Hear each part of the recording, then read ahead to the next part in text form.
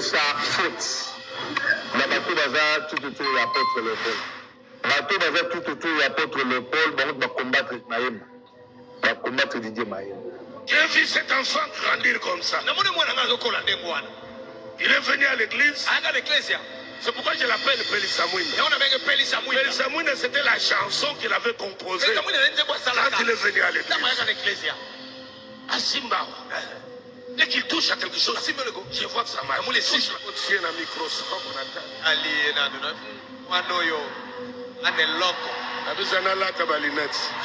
J'ai vu quelque chose. Et je vois quelque chose en toi.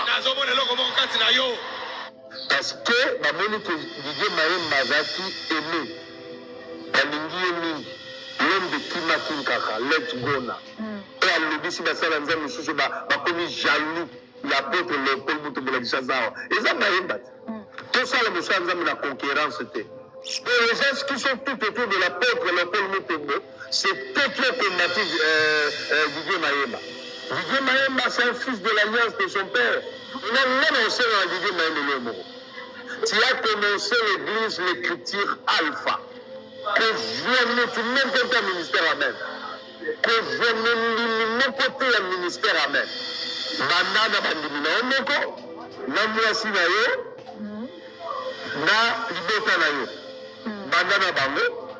mais kopindela mondimi moko te ya bato ntango opindeli bandimi ya nzambe oyo yokoma mpona bango te wana ekomi rébellion kotouche ministère amen te parce que la malédiction retombera sur toi. Mais la tête sur nous, parce qu'il y a que mais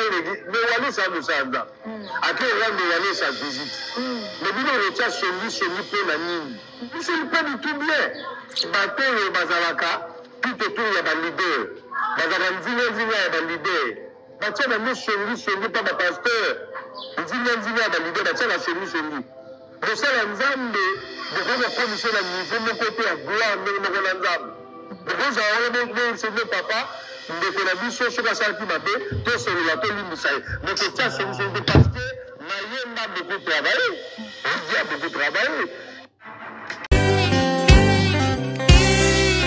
Zambe na boya, olati kembo vandina bo santu. Ozinga mina bangelo, bakoye mela kayo tongo pe popa. Zambe na boya, olati kembo vandina bo santu. Ozinga mina bangelo, bakoye mela kayo tongo pe popa. MDG TV, une chaîne Went pour la cause de Christ. Mafuta Yasika, Mafuta Yasika, Mafuta Yasika.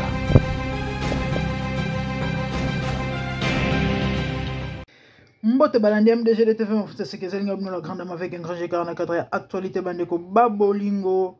Et la famille, ça fait plus ou moins des semaines depuis Makelele ya Kolongwa ya Didier Maïmba na ministère amen. Et Salemi ba version belé bino boyebi mère azala très patiente parce que les réseaux sociaux zala ba jemabe biso tellement to linga comme authenticité malgré toi parfaite tout ça parfaite.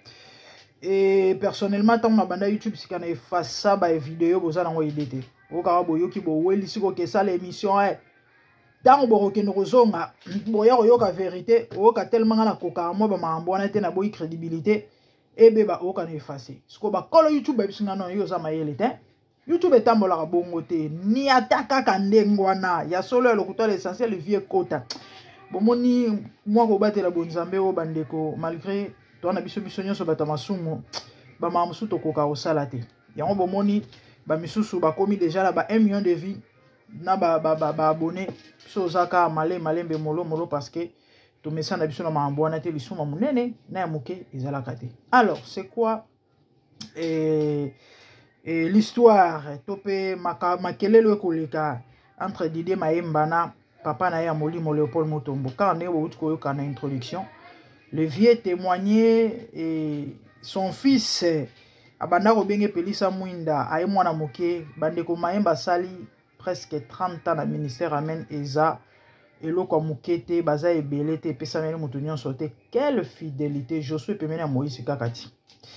lelo bandeko mayemba ki kosala nzela na ye bandeko destin ekabolaka pe bato na bandenge moko boye na bandenge belé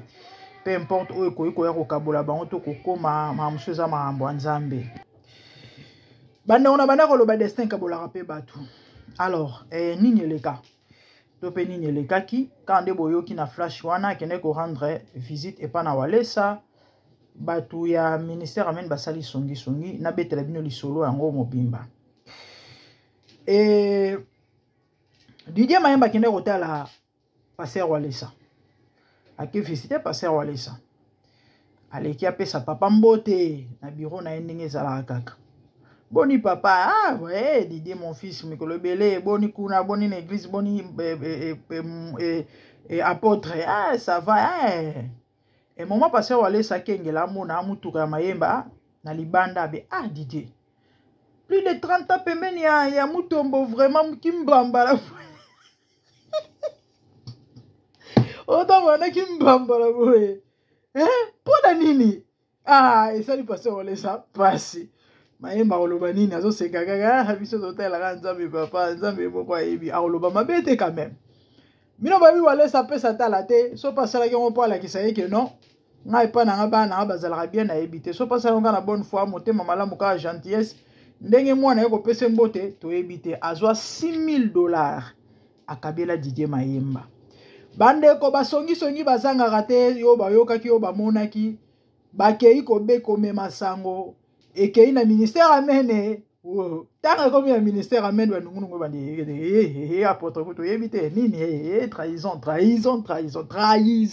nini Mayemba kende kotala walesa papa nini bapesi mbongo ebele 6000 donc yo balobi okipaka na yo kutu Mayemba te mutuka kimbambala wana bandeko moto ayika moto zuwa ya bapasser bandeko elekaka ya basi ya ndumba yango bomonaki Carlos atelemaki likolo ya cher alobi soki Paul ameki kozwa mpate moko awa na kolivre na diable bandeko esali pe père Chui certainement il s'est fait beaucoup des idées amilobela ita musu bali babete mosinzo mwana na ye tout ça ndenge ezalaka kaka alors qu'est-ce qui s'est passé bandeko c'est comme si le papa akomaki indifférent vis-à-vis ya Mayemba bandeko babolingo to bavanda kaka boye muko musu balala balamuka ndako Didier Mayemba ezika moto bisike uta bayebi te pela moto bon ya loba kaka ke non il faut ezala kaka ba courant onde eza ya Congo Kinshasa SNEL ndenge ezalaka mais biso eta bato molimo toyebi ke moto wana eutaki esika mosusu te moto wana ya volcan eutaki kaka entre les deux papas bandeko ou bien zuwa ya père spirituel muto sala yake nalakisa petio kenga na numéro ou bien peut-être bambongo pe azwaki parce que bambongo misusu ezala bambongo normal te toyebi te mais est-il que bato mingi bazoko akise bazoloba ke non certainement kozala père spirituel mutu abwakelaki volcan wana ndako Mayemba ezika bandeko eloko bika te kokamwa non seulement ça quelque temps après Didier Mayemba s'est retrouvé na poison na nzoto akei poto bitumbe bando la na mwana mobala bato lingeli kamususu akei poto ko se faire soigner bandeko aye kozonga malgré ça papa comment qui est indifférent ndeko a se sentait qu'il a sous à l'aise et puis après à mon kaka le papa eko proposé o akende braza bakende ko bande église na mwana na ye Mayemba moni on de moi ba blague parce que déjà ndenge ezala wana Didier Mayemba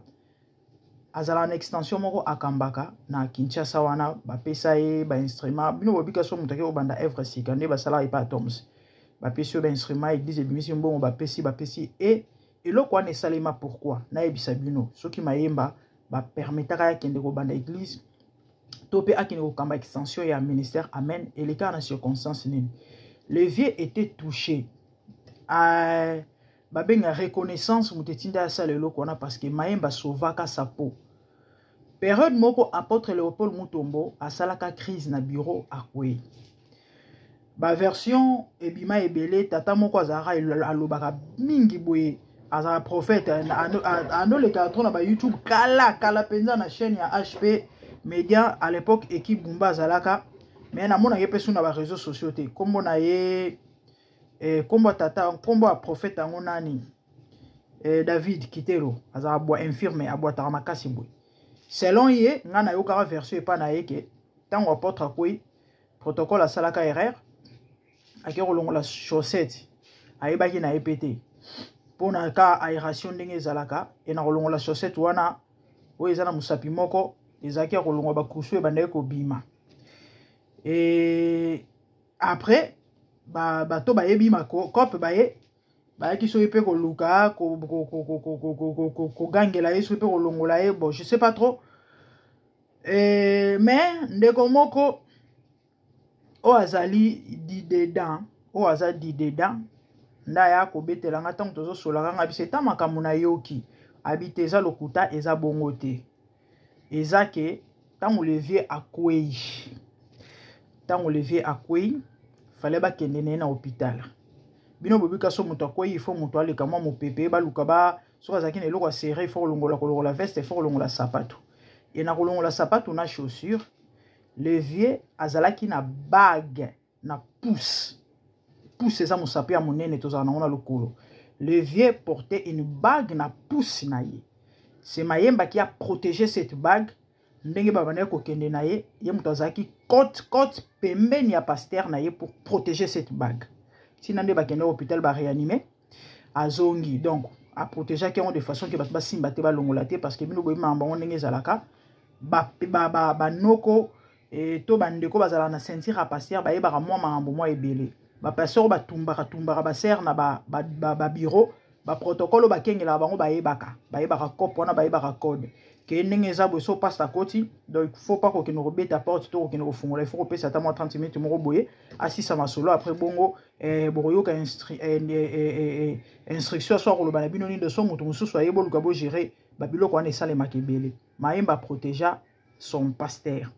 de façon que bagwana elongwate on ne sait jamais ce qui dit à zalarate tam soupe bagwana ba ko simba ngoto ko longola ngo parce qu'il fallait ko traiter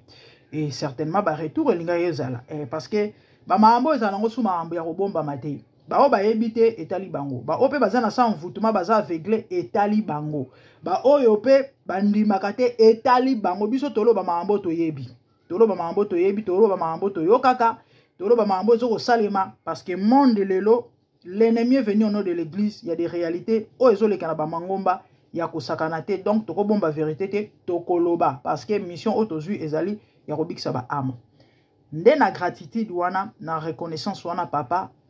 asimba mara na motema nde a libérara ndeko akende ko sala pe musala alors tango ekomi ayebisa ye keno bakende braza après ko utane poto na mwana na ya mobali bakeso ko banda evre kuna na ndenge ka ba attitude ekomaki bolingwa père échanger qui tout ça et vi kaka ndenge akenda ko visiter pasteur walese bapesaki mbongo na ndenge bato bana kosala songi zinga amona eka ke non ko mba blague ezanga tina please komba blague ezanga tina alors alinga ina été alinga quitté c'est comme ça il va se retirer pendant que nous banda écriture alpha kombo église na écriture alpha na kutu na ba image moko bon je crois peut-être lobby si tout va bien on la bino émission mususu bon mon église ya Didier Mayemba en tout cas nako banda bandeko nako banda na ba mpifo certainement bato mususu ça peut-être bato azala na bango déjà de l'autre côté je sais pas trop mais est-il que nako banda vous sentez penza que non ça va donc full penza zali et cadre ça bien monene en tout cas ba condition ça vraiment impeccable bato bazo féliciter na ndenga ko sakanate je crois demain on y a une émission sur bon mon cadre église à Didier Mayemba mais sauf que erreur moi zone ngobanda ko salande asala biloko wana ta sa ba erreur wana te ba bêtise wana te ça va lui créer des très sérieux problèmes parce que auto routine de la image mo yaye na ko sala émission lobby pour la continuité et puis voilà mais sinon il y a mukoto zalaki na bino par ya koyebisa bino bandeko par rapport ya mbanungu ngwe ko leke au salama parce qu'il y a des gens au bazolo ba ke ba bengani pa ya apôtre Léopold bamsu bazolo ba asali rébellion non ba bengani yete asali pe rébellion mon côté mais le frère s'est retiré dit à quand neto me ko expliquer bino ba tempérament zala ki susu malamu penzate et pour na robatela la kimia a préféré qui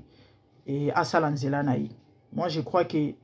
et bakokabwana mususu eza nango mabete pona ko batela kimia pe pona ko sécuriser via moto il faut ça le maka ndengwana donc l'autre azaki neve ya Abraham wa pa malinga mingi mais pona bolamu na bango mi bale fale bakabwana kaka c'est ça donc sinon na mukuse et les solo eza bongo version ya solo ezali bongo bandeko bondi melangai tous information na source ya sir ya vrai abonnez-vous massivement sur MDG TV Mafuta Sika. Moi c'est la grande dame, activez la cloche pour ne rien rater, surtout likez nos vidéos s'il vous plaît, partagez. Quant à moi, mon nom Balasima, des bonnes choses, que Dieu vous bénisse. Merci, au revoir, bye.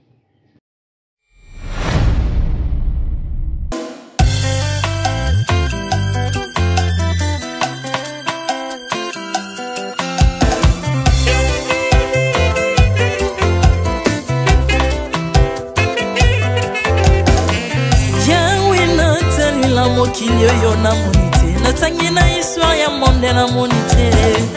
naluki na yemba pete tose pour passer Seigneur je n'ai pas pris non plus entendu parler oui akoka la yo Yesu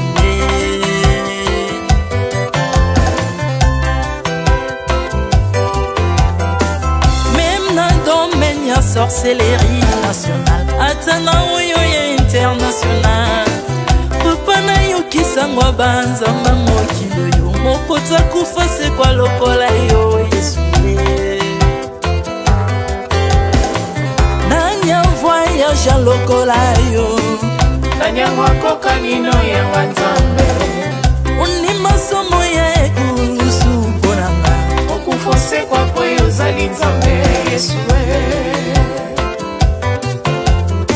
nzambe moneno kitanase olata nzoto poyo bikisanga okitana se pozwe sikanana ofuta nyongo na nzambe nanga Yesu ozali nzambe onkote ya okani na yo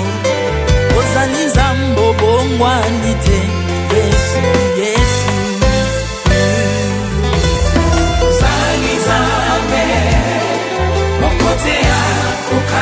na yo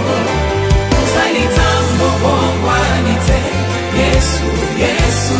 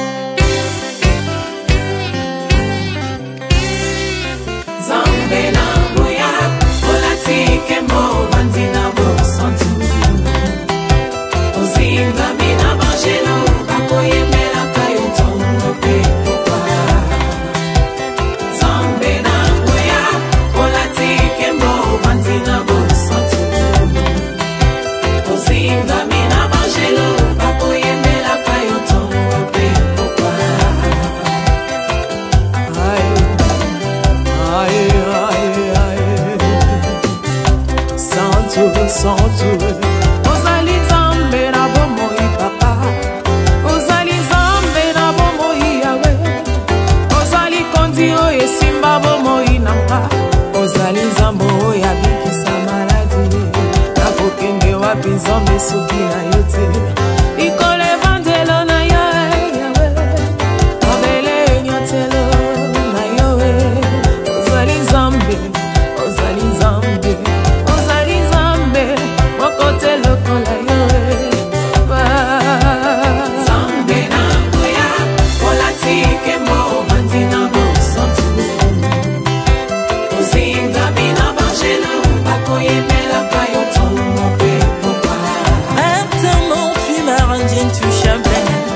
Artamon tu m'as rendu invincible Aliwana yoto komine la santu Lise kwana yoto komine balongi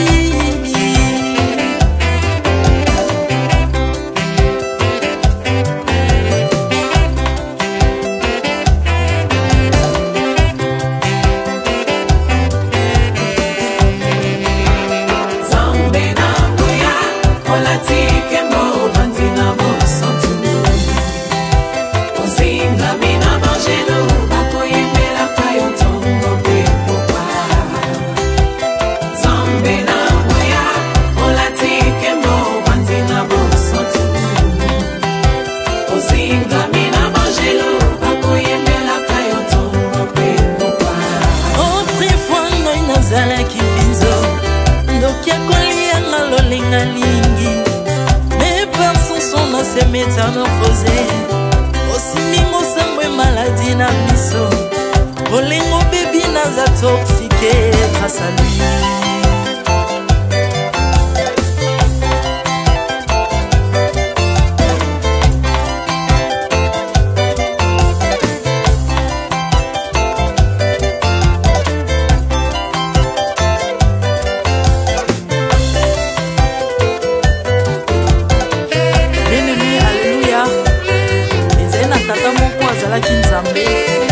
Tango akufi badepsine balobi keno akosekwa akonzamba bakristo pase alors po bafacilite lisekwa na ye bakunda ye mutu libanda po ntango akolamuka abimaki lingala moko mais comme nzambe na biso alinga kokambola gloire na moto te lobi nango na ntongo baya kokuta bangulu basepelisa mutu ya nzambe na bango yango bien aime bato wana bakoma oyo biso dolera ngulu te po milimo mabe ekotaka na ngulu so bino bolera ngulu te po milimo mabe ekota na ngulu bomelaka mai te po milimo mabe ekotaka na mai yango tokumisa nzambe po akufa asekwa avandi na loboko ya tata mpona kointersele mpona nga na yo jésus